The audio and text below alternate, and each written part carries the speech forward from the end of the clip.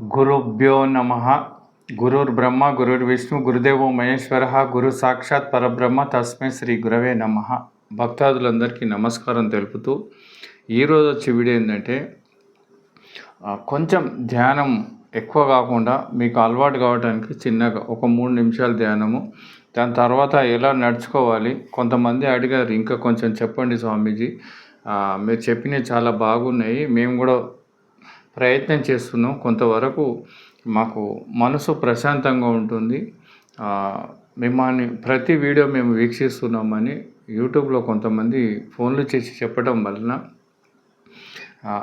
సింపుల్గా మెథడ్స్ ధ్యానం అంటే గురుకిల్కము గురు శిష్యులు చేసేది చాలా ఒక పద్ధతిగా, ఒక డిసిప్లిన్గా, ఒక దీక్షగా ఉంటుంది. కనుక మనం జనరల్గా అందరు ఇళ్ళల్లో చేసుకునే విధంగా నేను ప్రయత్నం చేస్తూ ఉంటాను. మీరు అలా నన్ను ఫాలో చేస్తే కొంతవరకు ఉపయోగపడుతుందనే ఆలోచనతో ఈ వీడియో చేయటం జరుగుతుంది. ఇప్పుడు ధ్యానం అనేది ఏంటంటే ఒక కొత్త ప్రక్రియ కాబట్టి మనకు కొంచెం అలవాటు లేదు కాబట్టి పదే పదే పరిగెడుతూ ఉంటుంది అన్నట్టు. ఇది ఏంటంటే చాలా బుద్గరించి లాలించి పిల్లవానికి ఏ విధంగా మనము స్కూల్కు కొత్త పోవాలంటే మారం పెడతాడు, నేను పోను అని తల్లితో అలవాటు అయి ఉంటాడు కదా బిడ్డడు. అలవాటు చేయడానికి మనం కూడా తల్లి తీసుకొని పోయి అక్కడ కాసేపు పూకబెట్టి చాక్లెట్లు ఇచ్చి పూకబెట్టి తల్లి కూడా పక్కకు కూకుంటే అలా అలవాటు అయిపోతుంది మెల్లమెల్లగా. ఆ పిల్లవానికి ఎప్పుడైతే అలవాటు అయిందో, అందులో ఒక విషయం తెలిసి ఉందో, అప్పుడు తల్లి లేకున్నా అందులో మెండు ఏ విధంగా పిల్లవాడికి అప్పుడు తల్లి అవసరం లేకుండా ఎలా చదువుతూ ఉంటాడో, అదే కూడా మనసుకు మనము అన్ని గత జన్మలో చేసినటువంటి మనం ఇష్టానుసారంగా మనకు ఎట్లా సుఖం కావాలనో అట్లా ఫీడ్ చేసినాం కాబట్టి అది మారం చేస్తుంటుంది అన్నట్టు. ఇంకా ఇది కొత్త ప్రక్రియ ధ్యానంలో అలా ఉండాలంటే ఉండలేకపోతుంది అన్నట్టు. పదే అది మళ్ళీ అటే పరిగెడుతుంది కళ్ళు మూసుకున్నప్పుడు. కనుక మనం పదే పోతుంది, పదే మళ్ళీ ఇందులో పెట్టాలి, దానికి అలవాటు చేయాలి. పిల్లవానికి ఏ విధంగా అలవాటు చేసి తల్లి పోయి అక్కడ ఎదురుగా కూకొని అలా చేస్తూ అట్లా రోజు 2-3 రోజులు అలా చేస్తూ కొన్ని రోజులకు తల్లి మీద ఏ విధంగా అయితే లేకుంటే చదువు మీద ఉంటుందో పిల్లవాడికి, ఈ మనసు కూడా దీన్ని ఇట్లా తిప్పితే అప్పుడు దాంట్లో ఉన్నటువంటి రుచి నేర్పవలే ఇప్పుడు జీవాత్మ కన్నా నేర్పెరిగినచో అది మరవకుండా జపించునన్నా అన్నారు. అంటే దాన్ని నేర్పితే ఏమవుతుందంటే దాంట్లో రుచి కలిగినప్పుడు ఇక అందులోనే ఉంటుంది, అబ్బో ఇది చాలా సంతోషంగా ఉంది, హాయిగా ఉంది, ఏది చేసినా నా మనసు స్థిరంగా ఉంది అని దానికి అలవాటు అయిపోయి ఆ రుచి తలుగుతూ ఉంటే ఇంకా అందులోనే ప్రవహిస్తూ ఉంటుంది. మనకు వద్దన్నా కానీ అది ఇంకా పదే కావాలంటుంటుంది. మనసుకు కావాల్సింది సుఖమే. ఈ పరిగెట్టుటాలు, భోగాలు అనుభవించటము, సుఖం గురించే మనసు చూస్తూ ఉంటుంది. కానీ మనం కోరినటువంటి సుఖం ఏదైతే ఉందో అది అశాశ్వతమైనటువంటిది, క్షణిక సుఖమైనటువంటిది కాబట్టి ఆ సుఖం కానీ ఇంకో సుఖం కావాలంటుంది. అలా పరిగెడుతూ ఉంది అన్నట్టు. మన లోపల మనం ఏదైతే ఆత్మసుఖం ఉందో అది అనంతమైనటువంటి, దాని సుఖం కూడా అన్నారు, దానికి ఆనందము అంటారు. ఆ ఆనందం ఏంటంటే తరిగేది కాదు. ఇప్పుడు బయట ప్రపంచంలో ఉన్నటువంటి సుఖం ఏదైతే ఉందో అది సుఖము, అది చూడంగానే అబ్బా ఆహ్లాదకరంగా ఉంటుంది. ఒక ఉద్యానవనం చూసి అబ్బా ఎంత చక్కగా ఉంది, ఎటు చూసినట్టు ఆనందకరంగా ఉంది అనుకుంటాడు. తర్వాత చూడంగానే మళ్ళీ బోర్ కొట్టేస్తుంది, ఇంకోటి చూడాలి. ఇట్లా ఏది కూడా స్థిరత్వమైనటువంటి సుఖం కానీ ఆనందం కానీ ఈ ప్రపంచంలో ఇవ్వటం లేదు. కనుక ఈ పరమాత్మలో మాత్రము అది పోయిన కొద్ది సుఖాన్ని ఇస్తుంది, ఆనందాన్ని ఇస్తుంది, అనంతమైనటువంటి ఆనందము. ఇంకా కన్ను తిప్పుకోకుండా పోయిన కొద్ది చిరచిత్తుడు అవుతాడు అన్నట్టు, నిశ్చల స్వరూపుడు అవుతుంది. దీనికన్నా గొప్పది అసలు ప్రపంచంలో లేనే లేదు. కోటీశ్వరుడికైనా పెద్ద పదవులు ఉన్నా ఏది ఉన్నా కానీ ఈ సుఖంకు కావాలంటే దీనికి మళ్ళీ మార్గానికి రావాల్సిందే. కనుక మనం కొంచెం మీకు అలవాటు కావాలని ధ్యానం ఎలా చేయాలి 3 నిమిషాలు అనే పద్ధతితోటి మేము చేయటం ఏం లేదు. సింపుల్గా 60 సంవత్సరాల వయసు ఉన్నటువంటి వాళ్ళు కుర్చీలో కూకొని, ఎందుకంటే మోకాలు నొప్పులు కొన్ని ఉంటాయి వాళ్ళకి, దాని ప్రకారం కుర్చీలో కూకోండి. కుర్చీలో కూకుంటే కూడా ఇట్లా ఒరగకండి. ఇప్పుడు నేను ఎట్లున్నాను ఇట్లా నిటారుగా ఇట్లా బేస్తే ఎట్లా ఉన్నది అట్లా కూర్చొని ఆ కాళ్ళు క్రాస్ చేసుకొని ఇట్లా చేతులు చూడు, లేకపోతే ఇలానే పెట్టుకొని అట్లా రకరకాలు మీకు ఏది. కొంతమంది ఇలా పెట్టుకుంటారు ఇట్లా తోడపైన, కొంతమంది ఏమో ఇట్లా చేయగలిపి ఇట్లా. అంటే ఇవన్నీ ఎందుకు అలా చేయాలంటే ఇట్లా శరీరం ఇట్లా కదలకుండా ఒక శిల ఎలా ఉంటుంది ఇట్లా నిశ్చలంగా ఇట్లా నిటారుగా. ఎన్నుపూస ఎందుకు ఇట్లా నిటారుగా ఉండాలంటే, ఇప్పుడు ఉదాహరణకి ఎన్నుపూస ఇట్లా బెండ్ అయి ఉందనుకో, కొంతమంది ఇలా ఊపుకుంటారు ఇట్లా. ఊపుకున్నప్పుడు ఏమవుతుందంటే ఎన్నుపూస కొంచెం ఇట్లా వంగయిందనుకో, ఈ బరువు అంతా కూడా ఇక్కడ ఈ వెన్నుపూస మీద పడుతుంది. అప్పుడు ఈ నొప్పి ఇక్కడ రావటం జరుగుతుంది. చాలాసేపు ఊపగానే నొప్పి వస్తుంది. అదే ఇట్లా నిటారుగా ఉందనుకో బ్యాలెన్స్గా ఉంటుంది, నొప్పి రాదన్నట్టు. గోడ కొరిగితే కూడా నొప్పి వస్తుంది. ఎందుకంటే ఆ గోడ కొరిగింది టచ్ అవుతుంది, తతిమ అన్ని ఇట్లా కొంచెం బెండ్ అయినట్టు అవుతుంది. ఈ ఎన్నుపూసలలో బరువు పడుతుంది, ఒక పూసకు బరువు పడి అది మనకు నొప్పిగా తెలుస్తుంది. కనుక ఎన్నుపూస ఇట్లా నిటారుగా ఎంతసేపు ఉన్నా కానీ అలవాటు అయిందనుకో అసలు నొప్పి అనేది ఉండదు, నిశ్చలత్వం అనే ఉంటుంది. అందుకే మహాత్ములంతా కూడా నిటారుగా నిశ్చలంగా ఇలా ఉంటారు అన్నట్టు. ఇప్పుడు నేను ఎలా ఉన్నానో అలా ఉండండి, ఏమాత్రం బెండ్ కాకండి, ఇట్లా టైట్గా కూడా పెట్టద్దు. అలా సింపుల్గా వదిలేసేసి 2 చేతులు ఇట్లా జోడించి ఇలా కూకొని మన ఇష్టదైవాన్ని మీరు కొంతమంది నామజపం చేస్తారు. అలా రుద్రాక్షమాల వేసుకొని గతంలో ఎన్నోసార్లు చెప్పాను, మళ్ళీ కూడా చెప్పమంటారని మళ్ళీ చెప్పడం జరుగుతుంది. మామూలుగా కొంతమంది ఓం నమ శివాయ అని చేస్తారు, వాళ్ళ ఇష్టదైవాన్ని చేస్తారు. కనుక వాళ్ళకు ఓం నమ శివాయ అంటేనే శివభక్తులు, వాళ్ళకు ప్రేమకరంగా ఉంటుంది. కొంతమంది వైష్ణవులు ఓం నమో నారాయణ అంటారు, వాళ్ళకు అది ఇష్టం ఉంటుంది. ఏదైనా కానీ నామాలు వేరు కానీ వచ్చే ఫలితం అంతా కూడా ఒకటే. అంతర్గతంగా ఉన్నటువంటి అనేక నామాలు, కోటి నామాలు కూడా తనయే ఉన్నాయి అన్నట్టు. ఆ పరమాత్మ మాత్రం ఒకడే ఉన్నాడు, రూపాలుగా కనపడుతుండు, ఖండాలుగా కనపడుతుంది. కనుక మనకు ఆ భ్రమ ఉండదు, ఎవరి ఇష్టదైవాన్ని వాళ్ళు కొలుచుకుంటూ వెళ్ళాలి. సింపుల్గా జపం చేసే వాళ్ళు ఏం చేస్తారంటే ఇట్లా మాల తీసుకొని, మాల లేదు నా దగ్గర, ఈ మాల తీసుకొని ఈ చేయి తలగకుండా ఈ చేయి మీద తిప్పుతుండాలి. ఇట్లా కళ్ళు మూసుకొని ఓం నమ శివాయ, ఓం నమ శివాయ, ఓం నమ శివాయ, ఒక్కొక్క పూస ఇలా తిప్పుతుండాలి. ఓం నమ శివాయ, ఓం నమ శివాయ. ఈ పూసలు 108 ఉంటుంది. మేరు పూస అని పైన ఇట్లా ఉంటుంది వేరే పూస. ఆ పూస రాగానే ఒక మాల తిరిగినట్టు అన్నట్టు, 108 సార్లు తిరిగినట్టు జపం అది. అలా 5 సార్లు చేస్తారా, 10 సార్లు చేస్తారా, రోజుకు చేస్తే చాలా అందులోని ఆ మంత్ర ఉచ్చారణ అందులో పవర్ ఉంటుంది. ఇది ఒక బయట ధ్యానం అన్నట్టు. ఇంకా ఆంతరిక ధ్యానం అది వేరే ఉంటుంది. ఇంకా అలా క్లాసెస్ అది గతంలో వీడియోలలో చాలా చెప్పి ఉన్నాను. ఇప్పుడు మనం సింపుల్గా ఒక 3 నిమిషాలు ధ్యానం చేస్తాం. మనం ఎలా చేస్తామంటే ఇలా చేతులు పెట్టుకొని అలా కళ్ళు మూసుకొని నేను కొంచెం మాట్లాడుతుంటాను, ఆ మాట మీద మీరు కళ్ళు మూసుకొని మీరు నా మాట మీద ఆలోచన పెట్టి మీరు కూడా ఆ విధంగా ఉండే ప్రయత్నం చేస్తే కొంతవరకు మనసు అటు ఇటు ఉరగకుండా నా మాట మీదనే మీకు ఏకాగ్రత వస్తుంది. కాబట్టి మీకు ఎంతో కొంత ప్రశాంతత ఇస్తుందని అనుకుంటున్నాను. మీరు కూడా ప్రయత్నం చేయండి. తర్వాత 3 నిమిషాల తర్వాత మళ్ళీ కొంచెం డిస్కషన్ చేసుకుందాము ఈ ధ్యానం గురించి. ఇప్పుడు మనం ధ్యానం చేస్తున్నాము. ఇట్లా నిటారుగా ఇట్లా ఉండి మనం అలా ఉంటుంటాము. కొంతమంది గురువులు శిష్యులు చేసే పద్ధతి వేరు ఉంటుంది, ఎందుకంటే అది గురుకీలకము, అలా వాళ్ళ మంత్రోచ్చారణ ఉంటుంది. కాబట్టి ఇప్పుడు జనరల్గా ఉన్నటువంటి వాళ్ళు మామూలుగా ఒక మంత్రాన్ని ఉచ్చారణ చేసుకొని ఏదో ఒక మంత్రాన్ని, ఎందుకంటే శ్వాస మీద అసలు గురుకులంతో వేయాలి. ఇప్పుడు మనం జనరల్గా అందరు చేసే పద్ధతి చెప్తున్నా కాబట్టి వాళ్ళ ఇష్టదైవాన్ని కూడా తలుచుకోవచ్చు. అలా రామ అనే వాళ్ళు ఉంటారు. అలా మీరు, ఎందుకంటే శ్వాసలో వేసుకునేది అది నేను చెప్పకూడదు, అది శిష్యులు మాత్రమే, అది అనుగ్రహం తీసుకున్న వాళ్ళకే చెప్పాలి. కనుక నేను అది చెప్పటం లేదు ఎలా చదవాలనేది. మీరు ఇష్టంగా అలా నేను చెప్పిన విధంగా మీరు ఉండండి.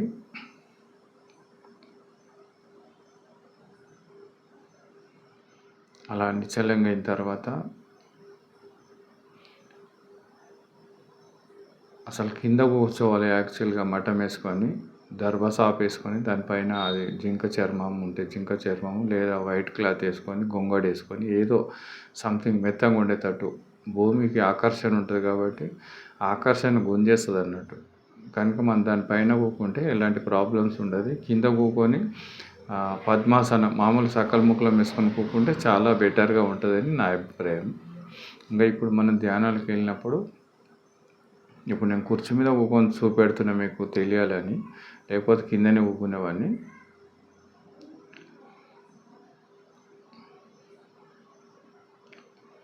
ఇప్పుడు చక్కగా ఏమీ లేదు, ఆలోచన లేకుండా అలా మనం వస్తున్న శ్వాసను పోతున్న శ్వాసను గమనిస్తూ ఉండాలి. లేకపోతే మనసుతోటి ఓం నమ శివాయ, ఓం నమ శివాయ ఇలా కూడా అనుకోవచ్చు. ఎందుకంటే కొత్త సాధకులు కాబట్టి మీరు అనుకోవటం తప్పేం లేదు. గురుకీలకం ఉన్న వాళ్ళు దాన్ని ఏ విధంగా చేయాలని నేను చెప్పకూడదు కనుక నేను చెప్పటం లేదు. అలా చెడాక్షరి 4 అక్షరాలే ఉంటాయి యాక్చువల్గా. అది మేము చెప్పకూడదు, ఎందుకంటే అది అంతర్రాష్ట్రాలు, అవి శిష్యులైన తర్వాత నేను చెప్పవలసింది కనుక నేను చెప్పటం లేదు. ఊరికే మీరు ఓం నమ శివాయ అని చదువుకోవచ్చు జనరల్గా. దాంట్లో కూడా గొప్ప పవర్ ఉంటుంది. అది మీరు ఈ విధంగా యూజ్ చేసుకోవచ్చు. కళ్ళు మూసుకొని పెదవులు కదలకుండా మనసుతోటి ఏ విధంగా అంటే ఓం నమ శివాయ, ఓం నమ శివాయ ఇలా అనుకోండి. తర్వాత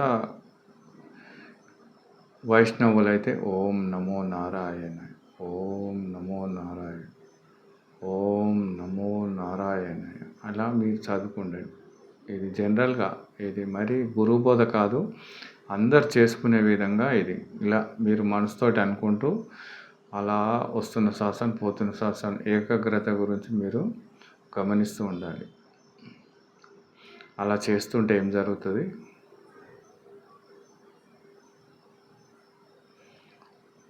శ్వాసను కూడా గట్టిగా పీల్చకూడదు. సహజమైన శ్వాస అది. మనకు తెలియకుంటే ఏ విధంగా శ్వాస వస్తుందో ఆ శ్వాసను గమనించుకుంటూ ఆలోచనలు వస్తే రాని, ఎందుకంటే మనం ఫీడ్ చేసుకున్న ఆలోచనలు అవి మనమే చేసాం కాబట్టి అవి వస్తూ ఉంటాయి. మీరు ఎలా ఎలా వెతుకుతుంటారో అలా అలా అవి తక్కువ అవుతుంటాయి.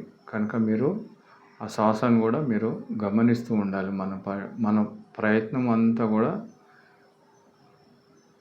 మన మనసును మార్చటానికి.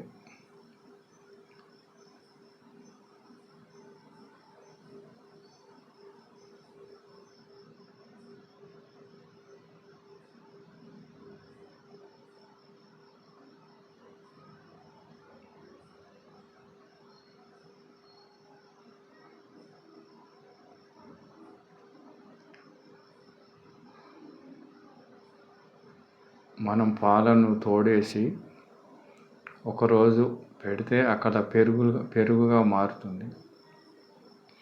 ఆ పెరుగు కాస్త చిల్ల కొడితే చల్లగా మారుతుంది. ఆ చల్లను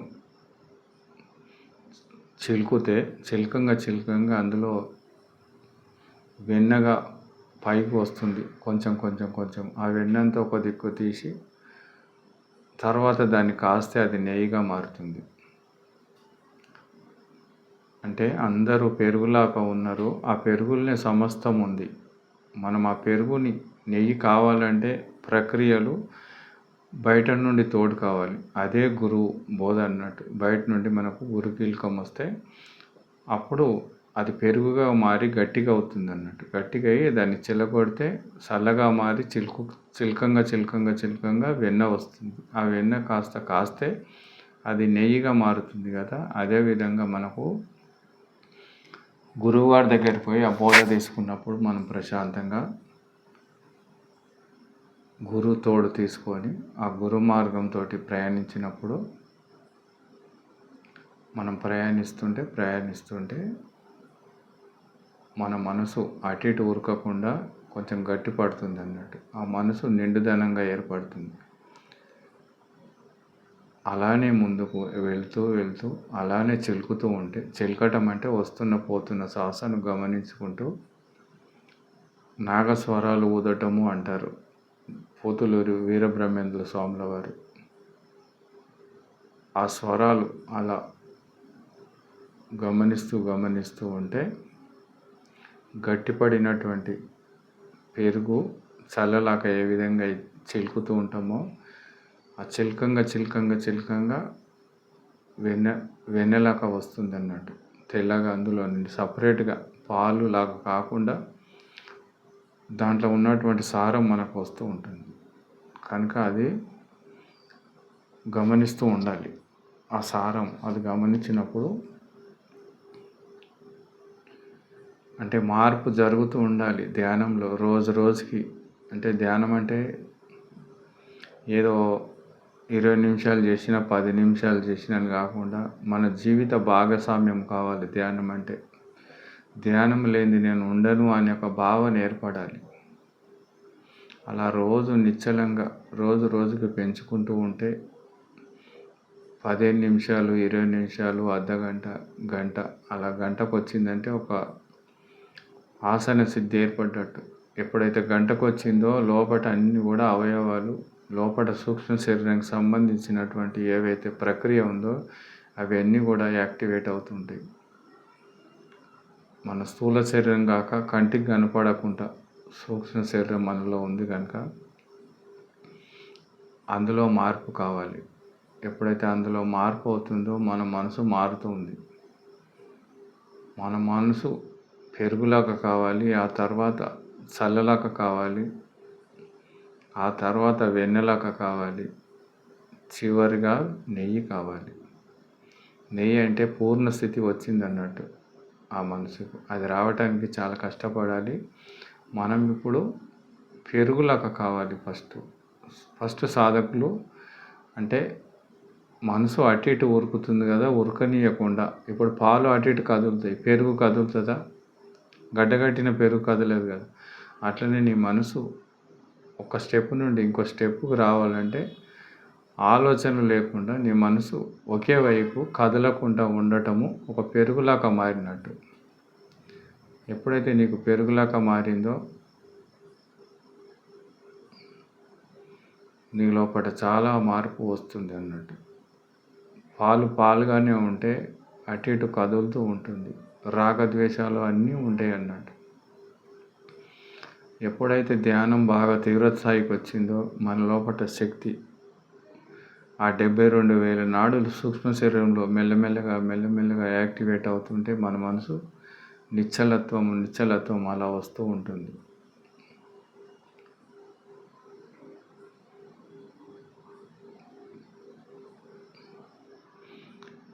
ధ్యానం అంటే కేవలము మన మనసులో మాలిన్యాన్ని దూరం చేసుకోవటమే ధ్యానము. పరమాత్మ స్వరూపం మనం ధ్యానం చేసి వచ్చేవాడు కాదు. ఆల్రెడీ రెడీగా ఉన్నాడు. ఆయన బట్టబయలై ఉన్నాడు, స్వతసిద్ధంగా ఉన్నాడు. మనం ధ్యానం చేసినా చేయకపోయినా ఎప్పుడు స్వయం ప్రకాశకుడై మన లోపల ఉన్నాడు. కానీ మనం మలినంతో మనసు ఉంది కాబట్టి మనము ఆ మనసును తెలుసుకోలేకపోతున్నాం, ఆ మనసుతో తెలుసుకోలేకపోతున్నాం. కనుక మనం ధ్యానం అంటే కేవలము మన మనసుని శుద్ధి చేయటమే, చిత్తప్రజ్ఞ లక్షణం కావటమే. అందుకని ఫస్ట్ మనం ధ్యానంలో శరీరం కదలకూడదు, కళ్ళు తెరవకూడదు, ఆలోచనలు వచ్చినప్పటికి కూడా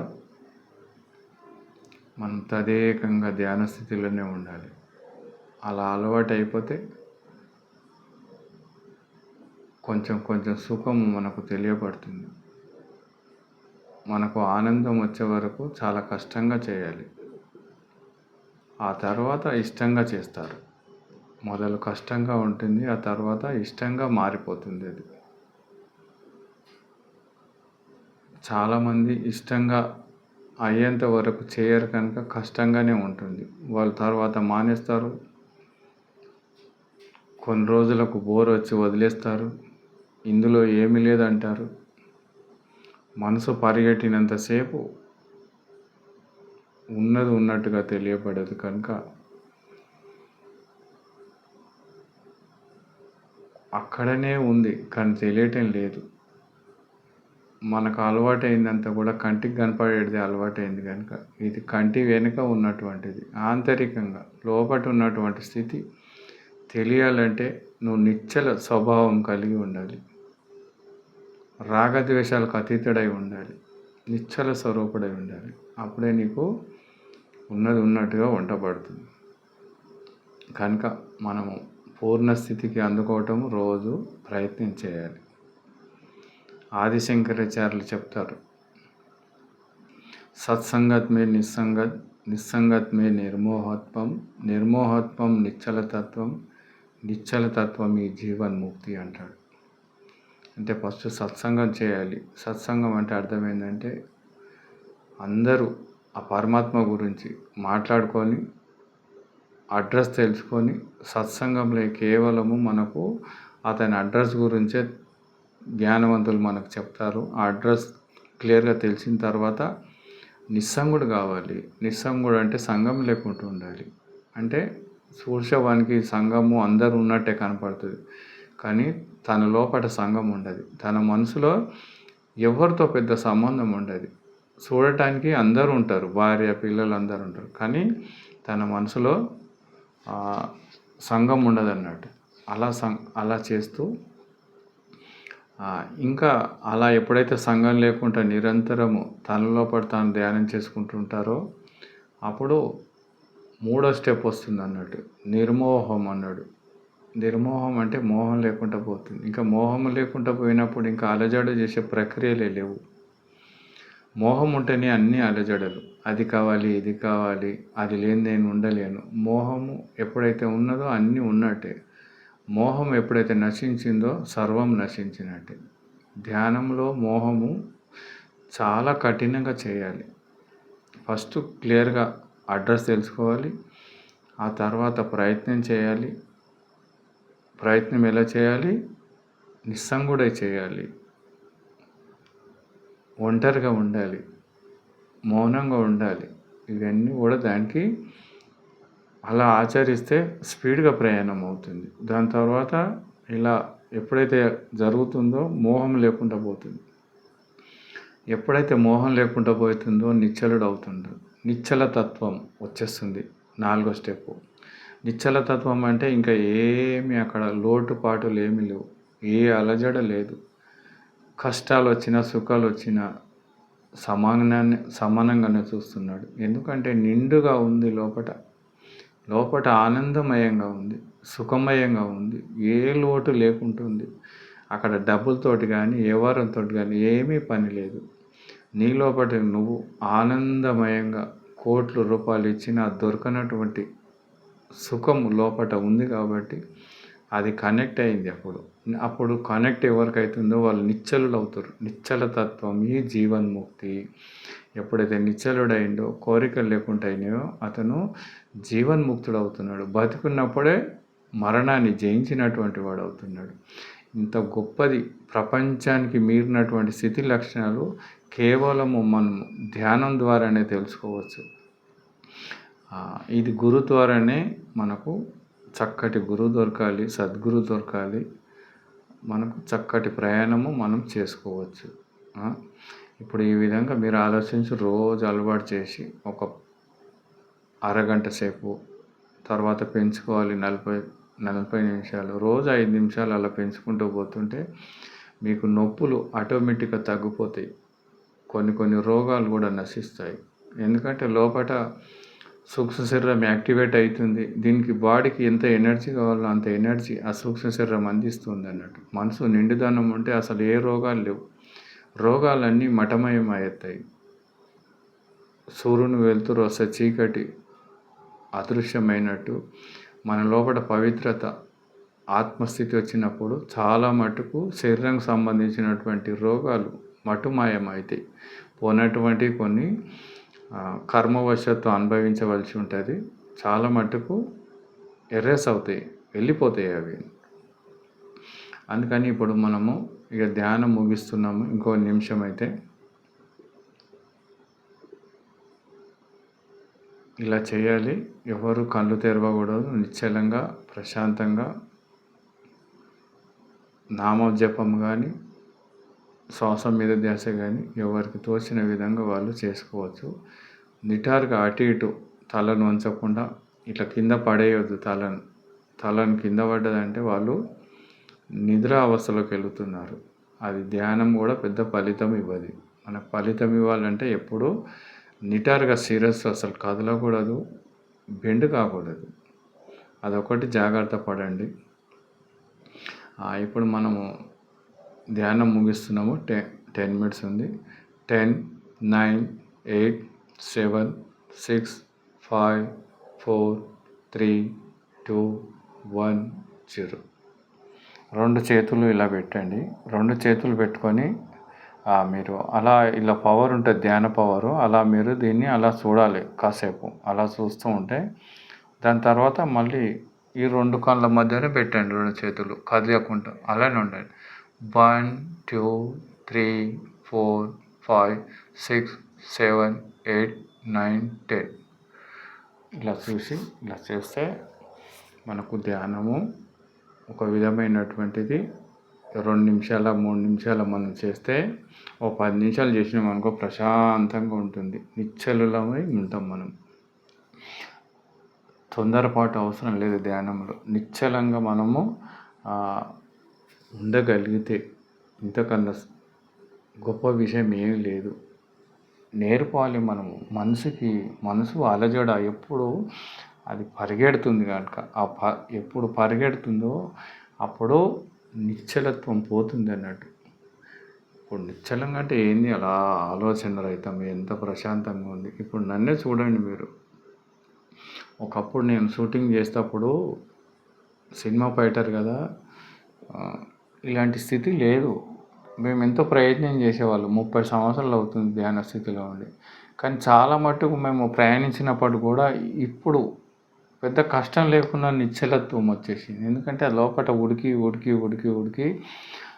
72,000 నాడులు సూక్ష్మ శరీరానికి ఉంటే అవి యాక్టివేట్ అవుతుంది.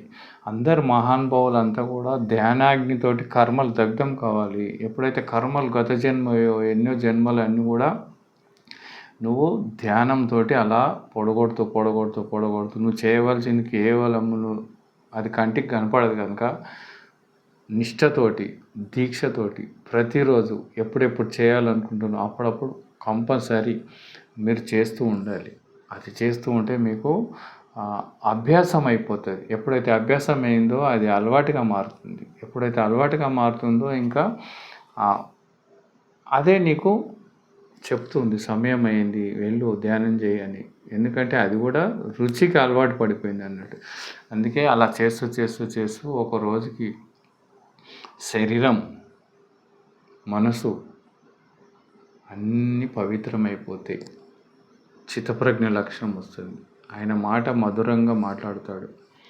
చిత్తప్రజ్ఞ లక్షణం భగవద్గీతలో కూడా చాలా సాంఖ్యయోగంలో చెప్పి ఉన్నారు. చక్కగా మనకు అవి ఆచరిస్తే ఎంతో గొప్ప ఫలితాలు వస్తాయి. చిత్తప్రజ్ఞం అంటే చిత్ అంటే మనసు, ప్రజ్ఞ అంటే అది జ్ఞానం పొందింది. మనసు ప్రజ్ఞ పొంది చిత్త ప్రజ్ఞ లక్షణము, దాని లక్షణము ప్రజ్ఞ పొంది ఉంది అన్నట్టు. ఇంకా ప్రజ్ఞ పొందిన తర్వాత అది తెల్లగా అయిపోయి వైట్ అయిపోయి సిద్ధంగా అయినప్పుడు అందులో మలినమే గోచరించదు కదా, స్వయం ప్రకాశం అవుతుంది. అది కూడా ఏదో ఒక డైమండ్ స్వయం ప్రకాశంగా ఏ విధంగా వెలుగుతుందో అది లైట్గా మారిపోతుంది. ప్యూరిటీ వస్తుంది, శుద్ధంగా అవుతుంది. ఎప్పుడైతే శుద్ధంగా మనసు అవుతుందో ఆత్మను చూసే కెపాసిటీ దానికి వస్తుంది. ఎప్పుడైతే ఆత్మను చూసే కెపాసిటీ వచ్చినప్పుడు అంతటా ప్రహ్లాదుడు అన్నట్టు ఇందుగలడందులేడని సందేహము వలదు చక్రి సర్వోపాగతుండు ఎందెందు వెతిక చూసిన నందందెగలడు దానవాగ్రని వింటే అని ప్రహ్లాదుడు వాళ్ళ తండ్రికి చెప్తున్నాడు. ఓ దానవాగ్ర, ఓ రాక్షసుల అగ్రగణ్యుడవు నువ్వు, ఓ తండ్రి, ఇక్కడున్నాడు అక్కడున్నాడు ఎక్కడున్నాడు రా నీ శ్రీహరి అని అడుగుతున్నావు కదా, ఇక్కడున్నాడా అక్కడున్నాడా అని కాదు, అంతటా నిండు నికృతం ఇందుగలడు అందులేని సందేహం ఉండొద్దు. ఇంకా ఇక్కడున్నాడా అక్కడున్నాడా ఏడున్నాడా ఆడున్నాడా అనే భావం ఇది అజ్ఞానమైన మాట. ఎక్కడెక్కడ వెతికినా అక్కడక్కడనే ఉన్నాడు, అంతటా నిండుకొని ఉన్నాడు అని చెప్పే వరకు తన కోపం వచ్చి అంతటుంటే నాకు కనబడడేం రా, ఎక్కడున్నాడు అంతటున్నాము, ఈ స్తంభంలో ఉన్నాడు అంటే స్తంభంలో కూడా ఉన్నాడు. స్తంభమే కాదు స్తంభం లోపల కూడా ఉన్నాడు. సూక్ష్మ స్వరూపుడు అంతటా నికృతమైనటువంటి స్థితి ఆయనది ఉన్నది. గోడలు ఉన్నాడు, గోడ బయట ఉన్నాడు, పైన అంతటా కూడా ఆయన వర్ణించుకుంటూ వస్తున్నాడు ప్రహ్లాదుడు. కనుక భగవంతుడు అంతటున్నప్పుడు కూడా మనకు తెలియటం లేదే. కారణం ఏంటంటే ఈ కళ్ళకు చూసే కెపాసిటీ లేదు. ఈ కళ్ళకు కేవలం భగవంతుడు పెట్టినటువంటి శక్తి ఏంటంటే పుట్టినటువంటి దాని గురించి చూడవచ్చు, దృశ్యాన్ని చూడవచ్చు, ఒక వస్తువు ఉంటే చూడవచ్చు. వస్తు రహితమైనటువంటి దాన్ని చూడలేవు ఈ కళ్ళు. కానీ మరి ఎలా తెలుసుకోవాలి దాన్ని అంటే మన లోపల చేయంగా ఇప్పుడు పాలలో చిలకంగా ఏమవుతుంది, వెన్న వస్తుంది, వెన్న కాస్త నెయ్యి అవుతుంది కదా. నెయ్యి పాలలో ఎంత వెతికినా దొరకదు. అది దాని ప్రక్రియతోటి దాని క్రమంతో చేస్తే అది వెన్నగా అయి నెయ్యిగా మారుతుంది. అదేవిధంగా మనలో పట నువ్వు ఎంత లింకులాడినా కానీ ఆ పాలలో నెయ్యి ఏ విధంగా దొరకదో, అది ప్రక్రియ మారుతూ ఉంటే ఎలా వస్తుందో అలానే మన మనసు మారుతూ ఉండాలి. మన లోపల అలా చేంజ్ అప్ అవుతూ ఒక రోజుకు మనకు జ్ఞానం అనే నేత్రాలు ఉదయిస్తాయి. ఆ జ్ఞానం అనే నేత్రాలతోటి మనము పరమాత్మను తెలుసుకోవాలి. అవి నేత్రాలు కేవలము అంతర్గతంగా ఉన్నటువంటి పరమాత్మను తెలుసుకోవటానికి. దానికి అనేకం పేర్లు ఉన్నాయి. జ్ఞాననేత్రాలు లేదా మనోనేత్రాలు అని దానికి మనోనేత్రం అని చెప్తారు. ఆ నేత్రంతో అది ఎవరి కంటికైతే ఎవరికి కనపడదు, కానీ అది కూడా సూక్ష్మంగా ఉంటుంది. జ్ఞాననేత్రం ఏంటంటే ఇట్లా స్థూలంగా ఉండదు. అది కూడా సూక్ష్మంగా ఉంటుంది, కానీ సూక్ష్మం ఉండి దీనికి క్లియర్గా అనుభూతంగా ఉంటుంది అన్నట్టు. అది ఎప్పటికి మూసుకపోదు. ఎప్పుడైతే ఓపెన్ అయిందో అది ఎల్లవేళలా ఉంటుంది. వాటి ధ్యానం చేసినా చేయకపోయినా నడుస్తున్నప్పుడు కూడా ఆ అనుభూతి వస్తుంది. కూకున్నప్పుడు తింటూ తాకుతూ సొలుతూ దానికి అంటుముట్టు లేని దారి వెంట వెతలు దీరి ఇంటికి ఇది సరిదారి దానికి అంటు లేదు, ముట్టు లేదు.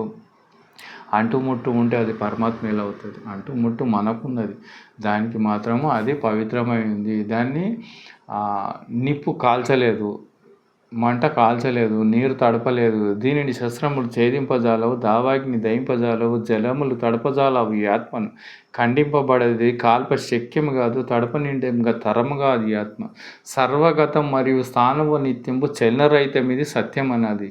అవ్యక్తం ఈ ఆత్మ, అవికారి మీ ఆత్మ, చింతింపబడదని చెప్పు శాస్త్రములు అని ఇట్లా దానికి వర్ణాలు ఉన్నాయి. దాన్ని గాలి ఎండింపజేయలేదు, నీరు తడపజాలేదు, అగ్ని దాన్ని కాల్చలేదు. ఎందుకు కాల్చలేదంటే అది సూక్ష్మమైంది. దాని ఆధారంతో ఇవన్నీ నడుస్తున్నాయి కాబట్టి మూలం అది ఉంది. దాని దగ్గర ఎవరు అక్కడ సరెండర్ కావాల్సిందే, కానీ దాన్ని పట్టుకోలేరు, దాన్ని కొయ్యలేరు, దాన్ని ఏమీ చేయలేరు. అదే అంతటా నిండి నికృతమైపోయి అలరాల్సినటువంటి ఆనందాన్ని నువ్వు ఆనందించాలి తప్ప దాన్ని ఎవడు చెడు చేసేవాడు లేడు. కనుక మనం కూడా అక్కడ పోయి ఆ స్థితి లక్షణాలు మనం సంపాదించుకుంటే, మనం జ్ఞానం సంపాదించుకుంటే, మనం సిద్ధ పురుషులైతే ఎవరు దొంగలు దాన్ని దోసుకోపోలేరు. ఎందుకు దోసుకోపోలేరు అంటే అది సూక్ష్మంగా ఉంది, ఎవరికి కనపడది, అది తన స్వరూపమైంది కనుక అది అన్నిటికన్నా గొప్పది. కనుక మనకు ఆనందాన్ని ఎప్పుడు ఇచ్చేది, మన జీవితాన్ని సార్థకం చేసేది, మోక్షాన్ని అందించేటువంటి మార్గం ఇది, గురు మార్గం. కాబట్టి మీరు కూడా ఎంతో కొంత ప్రయత్నం చేసి రోజుకి మారండి, ప్రేమను పెంచుకోండి. నిన్ను నువ్వు ఎలా ప్రేమ చేస్తున్నావు అలా మీరు ఇతరులను కూడా ప్రేమ చేయండి. మీరు వెలగండి, ఇతరులను వెలిగించండి, సద్భావన కలిగించండి. అట్లా అన్ని విధాల సాత్వికారం తినండి. అన్ని విధాల పరమాత్మకి ఏమేమి కావాలో అన్నీ కూడా మీరు అందిస్తూ ఉంటే మీరు త్వరలో ముందుకు వెళ్ళి చాలా మట్టుకు మీరు ప్రయాణిస్తారని ఆలోచిస్తూ నేను సెలవు తీసుకుంటున్నాను. జై గురుదత్త.